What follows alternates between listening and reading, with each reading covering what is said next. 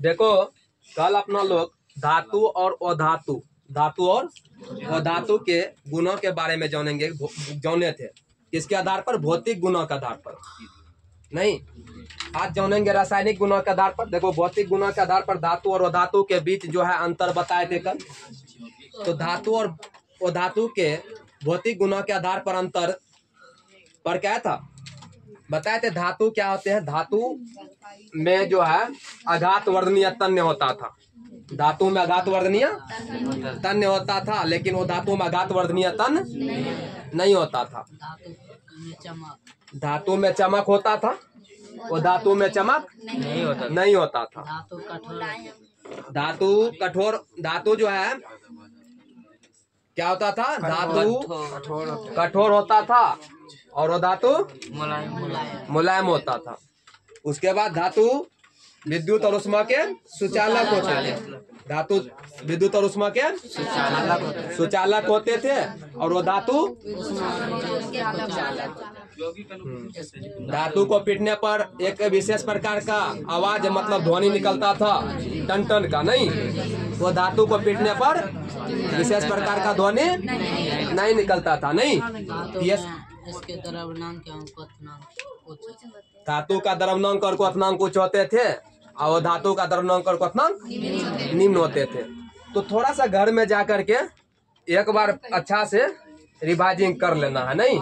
आज नेक्स्ट जानेंगे, कल 35 नंबर तक देख लिए थे नहीं। क्वेश्चन अगर बनाएगा तो क्वेश्चन टोटल क्वेश्चन भारतीय वन से बाहर पूछता भी नहीं है, और क्वेश्चन बनाएंगे तैसे बनाएंगे। ठीक है, देखो यहाँ पे क्या करा, धातु और अधातु के बीच अभिक्रिया के प्रमुख तत्व।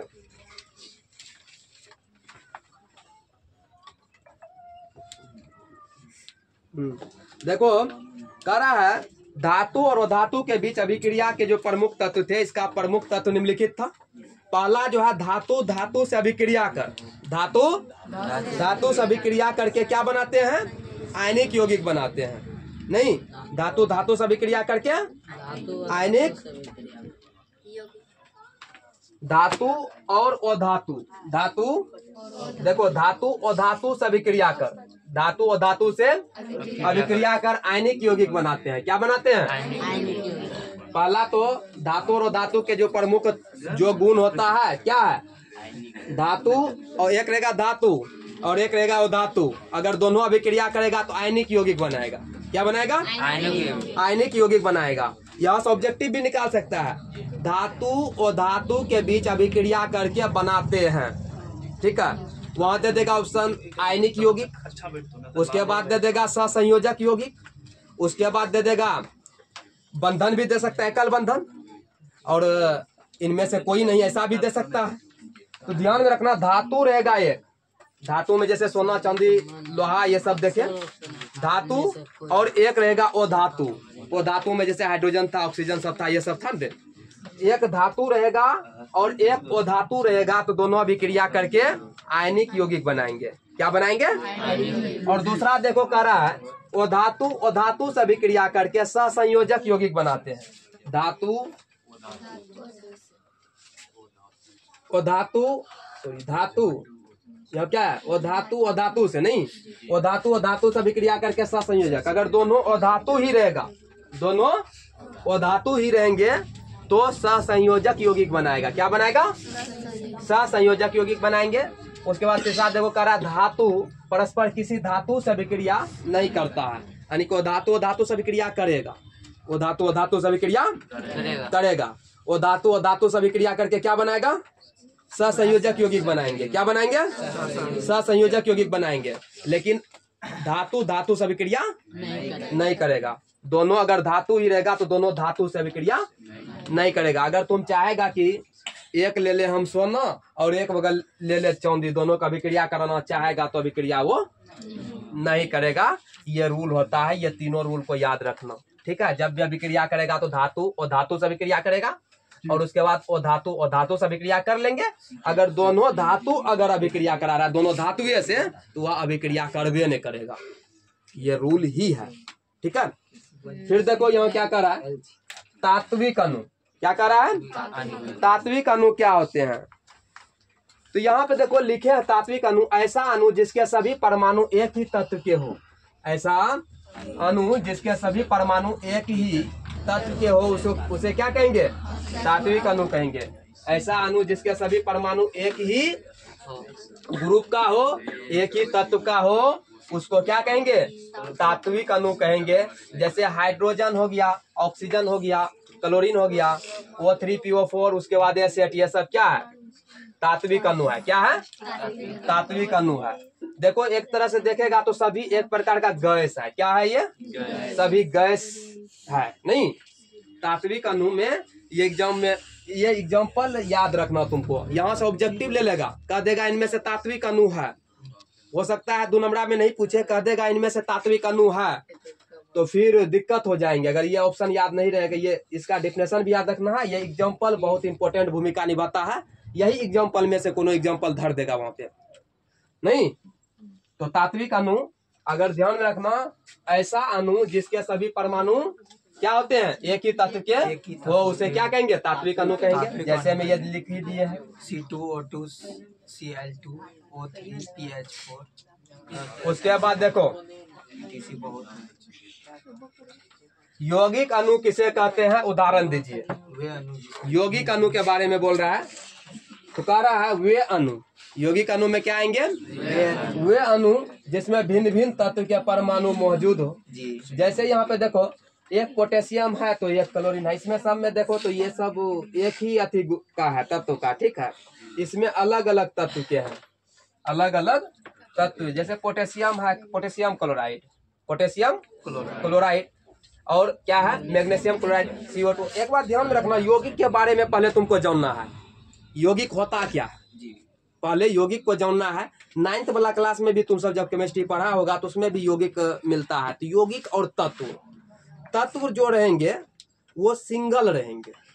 जैसे हाइड्रोजन है तो सिर्फ हाइड्रोजन रहेंगे, हाइड्रोजन रहेंगे। तो तात्विक अणु से यहाँ देखो सब में ये हाइड्रोजन है, इसमें दूसरा कोई पदार्थ है? ये सब जो है, ये सब यौगिक में ध्यान रखना, उसमें 2 पदार्थ, 2 तत्व रहेंगे। कितना तत्व रहेंगे? 2 या 2 से अधिक तत्व एक ही साथ जुड़ल रहेंगे। यौगिक में 2 या 2 से अधिक तत्व एक ही साथ जुड़ल रहेंगे, उसको कहेंगे हम यौगिक। यहाँ कह रहा यौगिक अणु, क्या कह रहा? वे अणु जिसमें भिन्न भिन्न तत्वों के परमाणु मौजूद हो उसे क्या कहेंगे? यौगिक अणु कहेंगे। जैसे देखो पोटेशियम क्लोराइड, पोटेशियम अलग है, क्लोरीन, इसमें 2 पदार्थ मिला है ना, 2 तत्व है ना, इसलिए ये यौगिक हो गया। उसके बाद मैग्नीशियम क्लोराइड, देखो मैग्नीशियम है और फिर क्लोरीन है, तो मैग्नीशियम क्लोराइड ये हो गया यौगिक। CO2 कार्बन है और ऑक्सीजन है, CO2 कार्बन डाइऑक्साइड, इसमें भी एक ये अलग है और ये हो गया। उसके बाद CH4 जिसको हम बोलते हैं मेथेन। यहाँ पे एक एग्जांपल तात्विक अणु में ये ध्यान में रखना इसका, O3PO4। देखो इसमें भी तुम्हारा मन में ये चल रहा होगा कि सर जी ये भी तो तत्व अलग अलग है, लेकिन ये अलग नहीं होता है, दोनों सेम रहता है। ठीक है, ये इसका गुण है। ये देखो इसमें भी तो कह सकता था तुम, ऑक्सीजन भी है, फास्फोरस भी है, कह सकता था ना। लेकिन यही एक एग्जांपल तुमको ध्यान में रखना कि ये तात्विक अणु है। क्या है ये? तात्विक। जबकि तात्विक अणु में कह रहा है कि सभी अणु एक ही परमाणु के साथ जुड़े रहते हैं। नहीं, एक ही परमाणु के साथ जुड़े रहते हैं। हो सकता है तात्विक अणु में ये एग्जांपल आकर के धर देगा तो फिर सभी दे देगा यौगिक अणु का, और एक तात्विक अणु का दे देगा ये वाला ऑप्शन। तो तुम्हारा माइंड में ये चलेगा कि यौगिक जो होता है उसमें 2 या 2 से अधिक तत्व आपस में जुड़े रहते हैं, लेकिन तत्व में क्या होता है? वो सिंगल रहते हैं, एक ही तत्व, मतलब उसमें एक ही परमाणु के तत्व रहते हैं। यहाँ पे तुमको अगर ये दे देगा तो दिमाग में थोड़ा सा दिक्कत उत्पन्न करेंगे कि नहीं करेंगे? तुम सोचेगा कि ये भी तो यौगिक है, सब यौगिक है, तो लास्ट में ये भी ऑप्शन बना देगा इनमें से कोई नहीं, ये भी ऑप्शन बना देगा इनमें से कोई नहीं। हालांकि उतना डीपली नहीं जाता है बनाने का। क्वेश्चन अगर सेट करना शुरू कर दे तो क्वेश्चन बहुत भिन्न तरह से बच्चा को घुमा सकता है।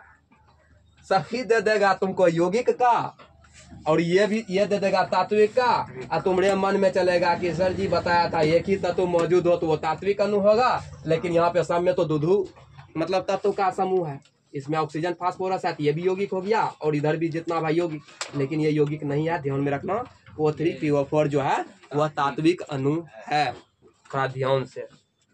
नहीं तो फिर क्या हो जाएंगे, परेशानी हो जाएंगे। समझ रहे हैं बात को, क्या बोलना चाह रहे हैं? अगर ऑब्जेक्टिव बना दिया यहाँ से तो ठीक।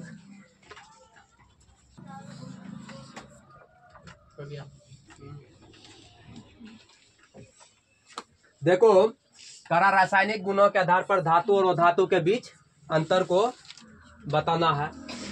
देखो, धातु क्या होते हैं? धातु परमाणु इलेक्ट्रॉन को त्याग कर धनायन बनाते हैं।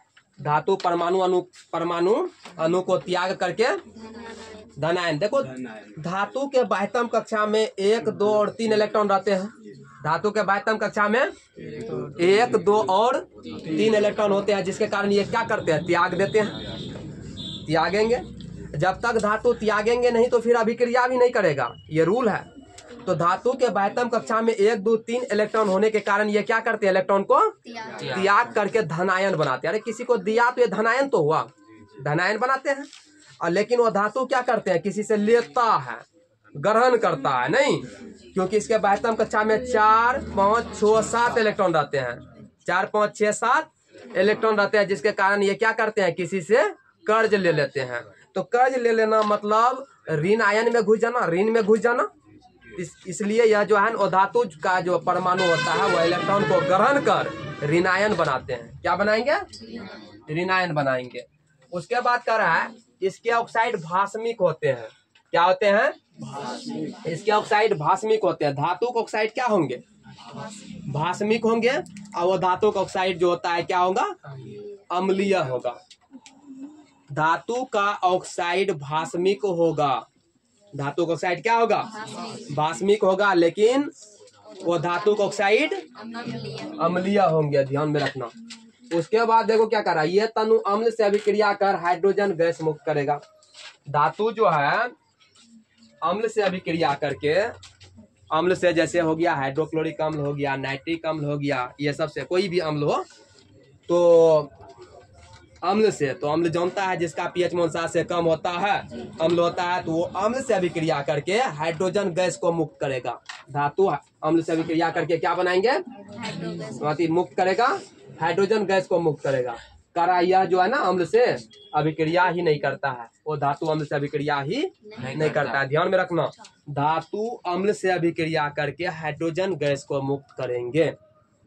धातु हाइड्रोजन मतलब अम्ल से अभिक्रिया करके हाइड्रोजन गैस मुक्त करेंगे, लेकिन वो धातु अम्ल के साथ अभिक्रिया ही नहीं करेगा। जब अभिक्रिया ही नहीं करेगा तो फिर ये हाइड्रोजन गैस या ऑक्सीजन गैस या कोई कोनो गैस मुक्त कहाँ से करेगा? अभिक्रिया नहीं करता है। उसके बाद देखो क्या कर रहा है, धातु हाइड्रोजन के साथ अभिक्रिया नहीं करते हैं।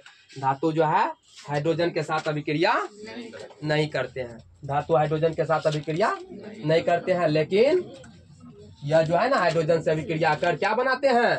हाइड्राइड। ये ध्यान में रखना, इस पॉइंट को कह देगा तुमको ऑब्जेक्टिव में, वो धातु हाइड्रोजन से अभिक्रिया कर बनाते हैं। वहाँ 4 ऑप्शन सेट कर देगा और एक ऑप्शन तुमको दिखाई देगा हाइड्राइड। क्या दिखाई देंगे? हाइड्राइड। हाइड्राइड का सूत्र बताएगा तो क्या है? उसी जगह बता दीजिए sir. NH3 PH3 NH3 PH3 H2O H2S H2S कमा है सब में। तो हाइड्राइड का सिर्फ बता ना, यहाँ NH3 होगा, 4 गो दिया है। हाँ, ये सब हाइड्राइड ही है। NH3 भी हाइड्राइड का ग्रुप दिया हुआ है। ध्यान में रखना, हाइड्राइड का ये ग्रुप है। जैसे अमोनिया NH3 क्या हो गया? ध्यान रखना, NH3 क्या? NH3 है। उसके बाद PH4 है और H2O जिसको हम जल बोलते हैं, H2S। ये जो है ना ध्यान में रखेगा, हाइड्राइड PH3 यहाँ पे PH3 हाइड्राइड का ये ग्रुप है, इस चारों ऑप्शन में से कुछ भी दिखाई देगा तो वो सही होगा। कभी कभी ऑप्शन में हाइड्राइड ना दे करके यही ऑप्शन दे देगा। ये हाइड्राइड सब हाइड्राइड का ग्रुप है, ये सब हाइड्राइड के अथी में आता है, ठीक है, समझा रे। तो वो धातु जो है हाइड्रोजन के साथ अभिक्रिया करके ये सब बनाएंगे। क्या बनाएंगे? हाइड्राइड बनाएंगे। उसके बाद देखो धातु जो होते हैं वो होते हैं अवकारक होते हैं। धातु क्या होते हैं? अवकारक होंगे। और वो धातु ऑक्सीकारक। धातु अवकारक होंगे और वो धातु ऑक्सीकारक। उसके बाद कह रहा है ये भिन्न भिन्न जल के साथ भिन्न भिन्न अभिक्रिया करते हैं, भिन्न भिन्न प्रकार से अभिक्रिया करेंगे। धातु जो है भिन्न भिन्न प्रकार के जल से भिन्न भिन्न प्रकार से अभिक्रिया करेंगे, लेकिन वो धातु जल के साथ अभिक्रिया ही नहीं करेगा, ठीक है।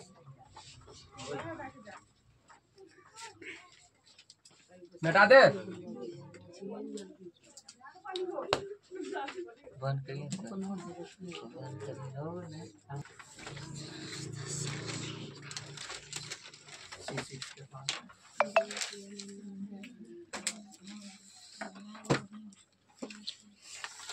देखो करा है आज कितना क्वेश्चन हुआ है? ये 5वां है। करा है परमाणु संख्या 1 से 20 तक के तत्वों का नाम, इलेक्ट्रॉनिक विन्यास लिखे। तत्वों का नाम और इलेक्ट्रॉनिक विन्यास को लिखना है। 1 से 20 तक तत्वों का नाम और इलेक्ट्रॉनिक विन्यास को लिखना है। और तत्वों का नाम, तत्व तो आराम से उसका संकेत याद हो जाएंगे। परमाणु संख्या याद रखना। परमाणु संख्या से क्या होगा, तुम इलेक्ट्रॉनिक विन्यास भी आराम से सजा लेगा और साथ ही साथ संयोजकता भी पता कर लेगा।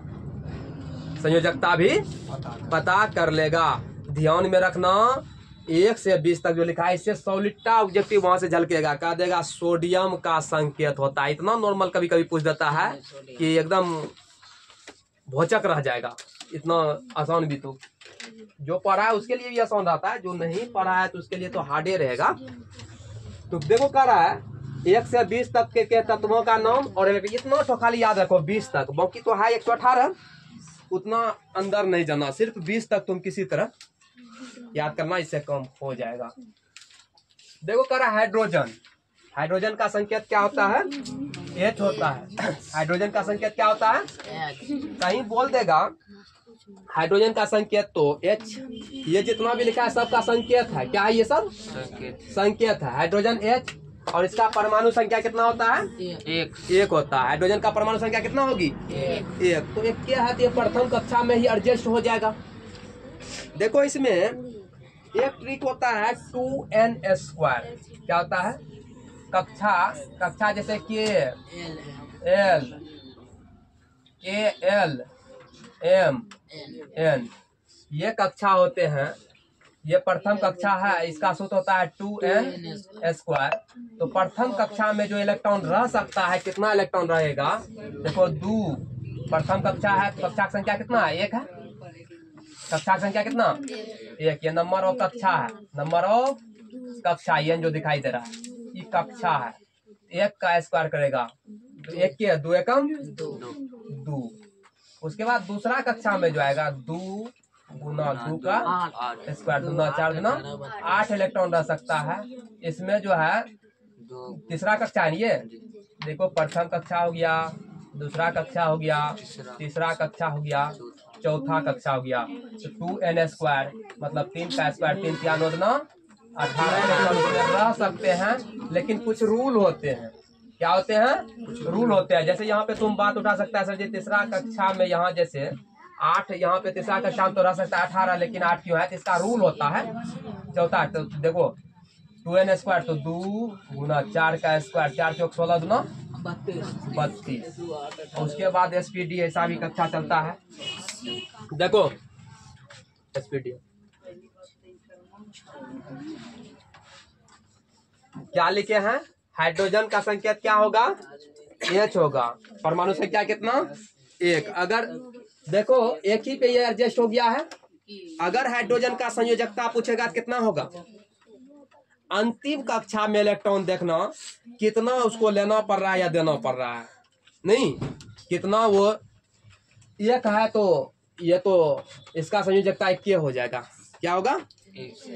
हाइड्रोजन का संयोजकता कितना? और हीलियम का संयोजकता दो होता है। लेकिन ये इलेक्ट्रॉनिक विन्यास है। क्या है? ये इलेक्ट्रॉनिक विन्यास, ये सजल है। ठीक है, ये तत्व वो संकेत है, ये उस तत्व का संकेत है। इसको हीलियम बोलते हैं। हीलियम को संकेत, हीलियम का संकेत था H। परमाणु संख्या, ये बीच में जितना भी लिखा है क्या है? ये परमाणु संख्या। तो घर में जा करके थोड़ा सही से याद कर लेना। हीलियम He, परमाणु संख्या कितना? दो। Lithium Li, lithium Li, lithium का संकेत होता है Li। परमाणु संख्या 3 होता है। तो प्रथम कक्षा में रूल है 2 ही इलेक्ट्रॉन रहेंगे, तो 2 और 1।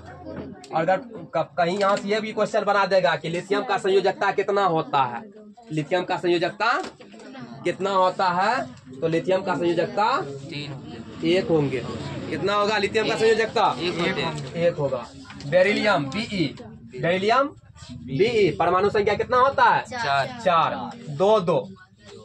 2 और 2। देखो बेरिलियम अपना अष्टक पूरा करके नहीं है, इसको जो 2 इलेक्ट्रॉन बाह्यतम कक्षा में है ना, ये बाह्यतम कक्षा में 2, इस 2 को त्याग देगा, मतलब किसी को दे देगा। इसका मतलब तुमसे यहाँ, तुम जो है यहाँ से ये भी पकड़ लेगा कौन धातु है, कौन धातु। देखो लिथियम क्या होगा? धातु होगा ना रे। बेरिलियम भी क्या होगा? धातु ही होगा, क्योंकि अंतिम कक्षा में, अंतिम मतलब बाह्यतम कक्षा में क्या है? 1 2 3, मतलब बताए ना 1 2 3 इलेक्ट्रॉन तक रहेगा तो धातु होगा। तो ये सब धातु होगा। कुछ रूल होता है, सभी धातु नहीं होंगे। लिथियम Li, परमाणु संख्या 3। बेरिलियम Be, परमाणु संख्या कितना? 4। इसका इलेक्ट्रॉनिक विन्यास होगा 2 2। उसके बाद बोरॉन B, परमाणु संख्या 5 होता है, तो 2 और 3। इस दूसरा कक्षा में एडजस्ट हो गया। 2 कक्षा में 8 इलेक्ट्रॉन रह सकता है, तो 2 और 3 5 हो गया। उसके बाद कार्बन C, परमाणु संख्या होता है 6, 2 और 4। नाइट्रोजन N, नाइट्रोजन N क्या हुई? 2 और 5। तो नाइट्रोजन N परमाणु संख्या 7 होता है, तो ये हो गया तुम्हारा 2 और 5। ऑक्सीजन का संकेत होता है O, ऑक्सीजन 2 और 6। फ्लोरीन 2 और 7। 2 और 7। नियोन, नियोन, ये नियोन है। तो कहीं परेशानी होगा तो इसका हिंदी भी लिख लेना। अभी नहीं सर जी, दूसरे होते दूसरे में नहीं लिखाएंगे। अगर जहाँ सुन रहा है तो तुम सबको लिखना भी चाहिए, वहीं पे लिख देगा, क्या दिक्कत है? ये हाइड्रोजन है, ये हीलियम है, लिथियम है, बेरिलियम है, बोरॉन है, carbon, nitrogen, oxygen, fluorine, neon. उसके बाद sodium, magnesium, aluminium, silicon, phosphorus, sulphur, chlorine, argon, potassium, calcium.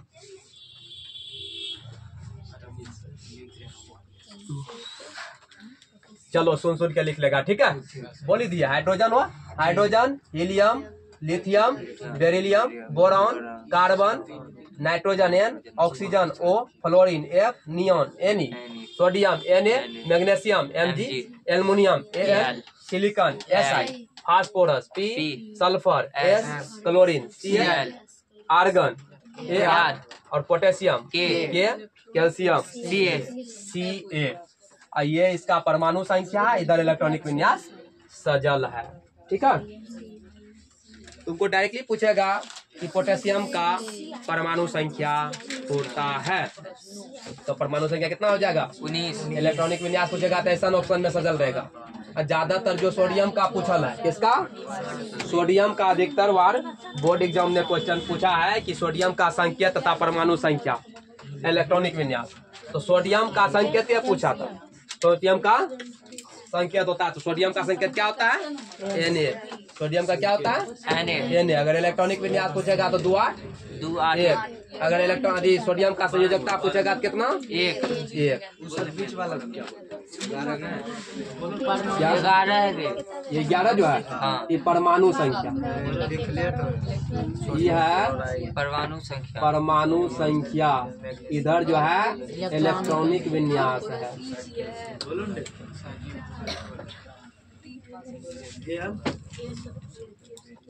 और इधर जो है ये है संकेती क्या है?